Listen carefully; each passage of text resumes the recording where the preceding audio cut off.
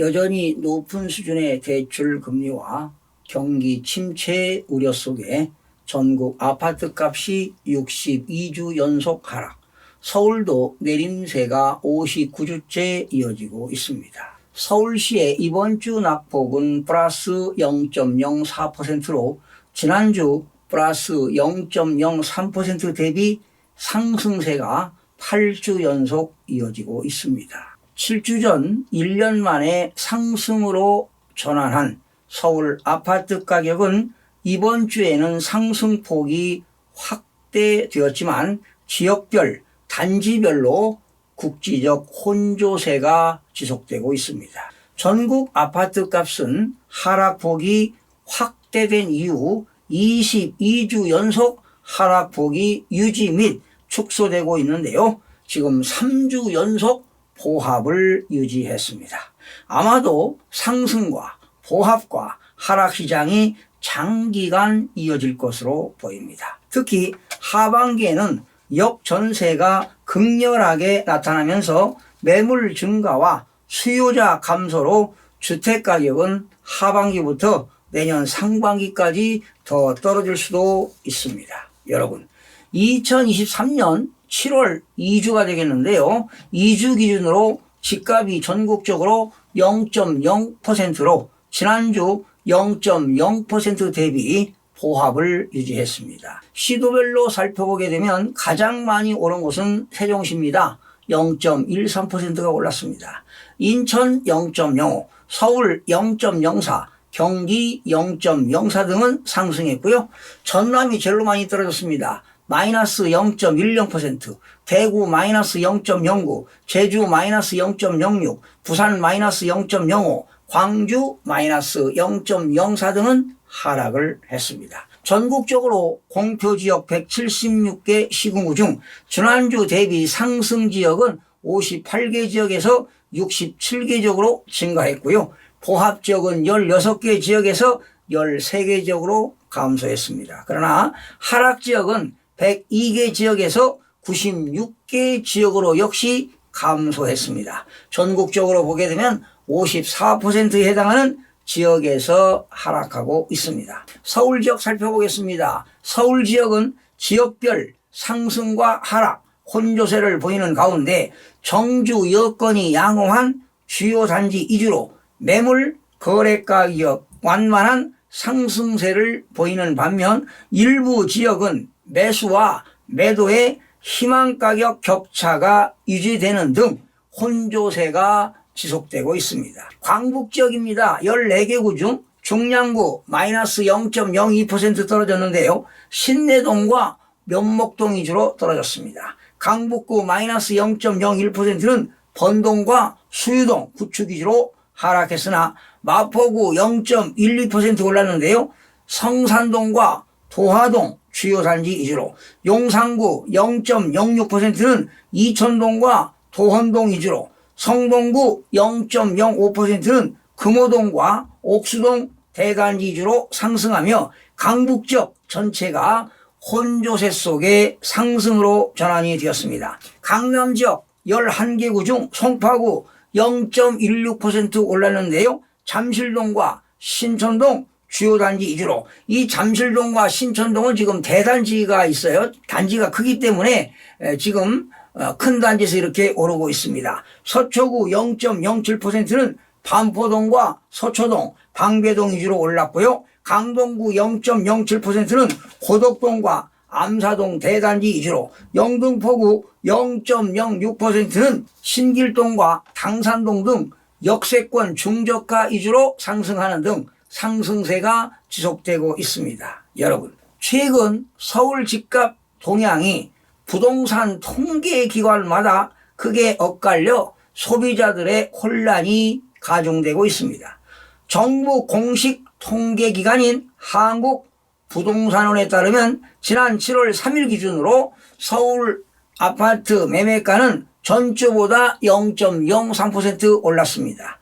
주간 시세로 5월 하순부터 7월 7주 연속 상승한 것입니다. 그러나 이번 주까지 하면 8주 연속이 되겠죠. 서울 주택시장이 오랜 침체기에서 벗어나 상승세로 전환했다는 분석이 가능한 수치입니다. 하지만 대표 민간 통계기관인 KB국민은행 조사에서는 같은 날 기준으로 서울 아파트 매매 가격은 마이너스 0.02% 떨어졌습니다.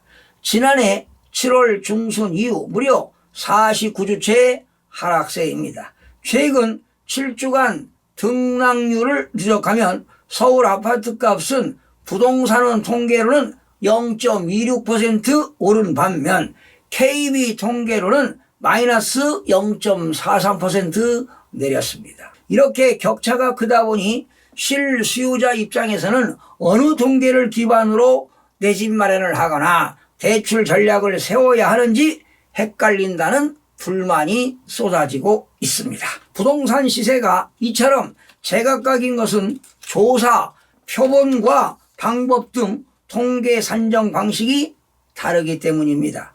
주간조사의 경우 한국부동산원은 아파트가 32,900세대를 표본 삼아 전문조사원이 실거래가와 호가 그리고 인근 단지 시세, 부동산 중개업소 의견 등을 반영해 표본 가격을 정하게 됩니다. 반면 KB부동산은 62,020세대죠. 62,220채를 표본으로 해당 지역 중개업소가 정해진 산식에 맞춰 가격을 입력하게 되면 추가 검증하는 시기입니다.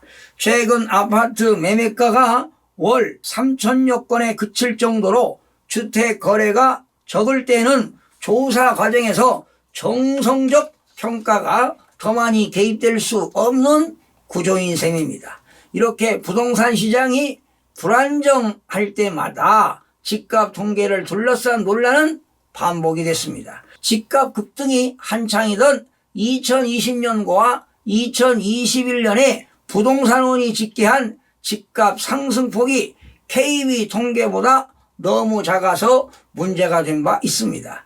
지난 2020년 국토교통부가 부동산원 통계를 근거로 3년간 집값이 14% 올랐다고 하자 시민단체가 KB 통계를 인용해 58% 상승했다고 반박하면서 정부의 통계 조작 의혹이 불거졌습니다. 시장 상황을 제대로 반영하지 못하는 부동산 통계로는 올바른 정책이 나올 수 없습니다.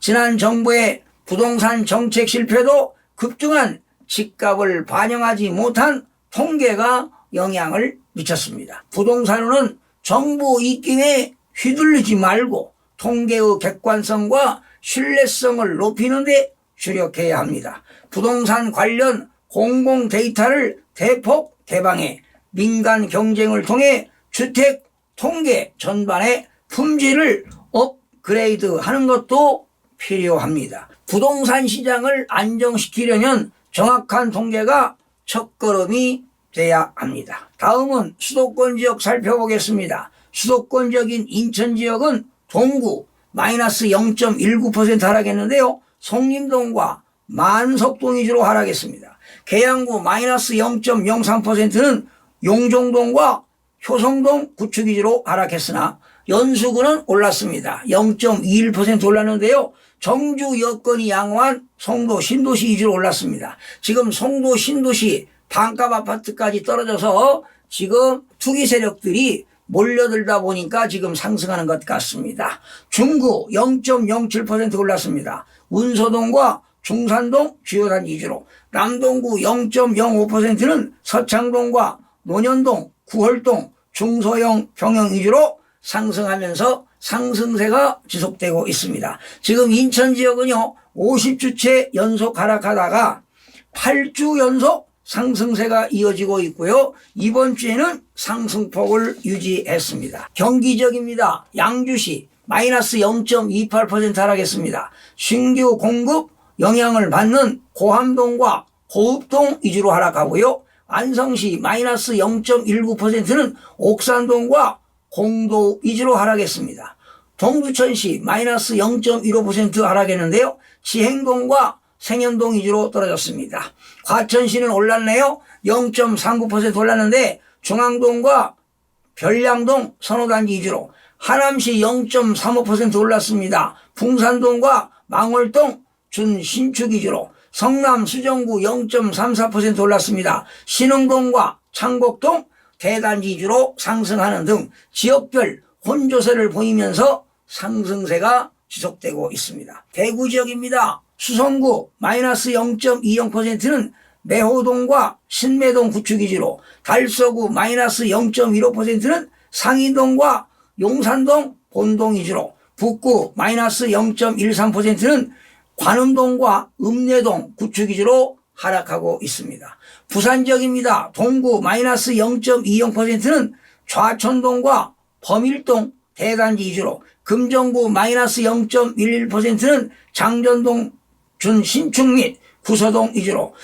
영도구 마이너스 0.11%는 동삼동과 청학동 위주로 하락하고 있습니다. 세종시는 정주 여건과 학군이 양호한 다정동과 세롬동 위주로 이주 수요가 증가하면서 상승하고 있습니다. 급금매 위주로 거래가 발생하면서 세종시는 하락세가 85주째 이어지다가 지금 17주 연속 상승세가 이어지고 있는데, 이번 주에는 상승폭이 좀 둔화되었습니다. 전남 지역입니다. 여수시 마이너스 0.19%는 신월동과 돌산읍 위주로 하락했고요. 나주시 마이너스 0.12%는 빛가람동 대단지 및 남평읍 위주로 하락하고 있습니다. 주택가격 통계는 국민들이 합리적인 의사결정을 할 수 있도록 통계의 객관성과 신뢰도를 높이기 위해서는 아파트 표본 수를 늘려서 표본 가격을 결정해야 할 것입니다. 시청해 주신 여러분 고맙습니다. 유익한 정보로 다음 시간에 찾아뵙겠습니다. 마음이 드셨다면 구독, 좋아요 꼭 부탁드리겠습니다. 고맙습니다.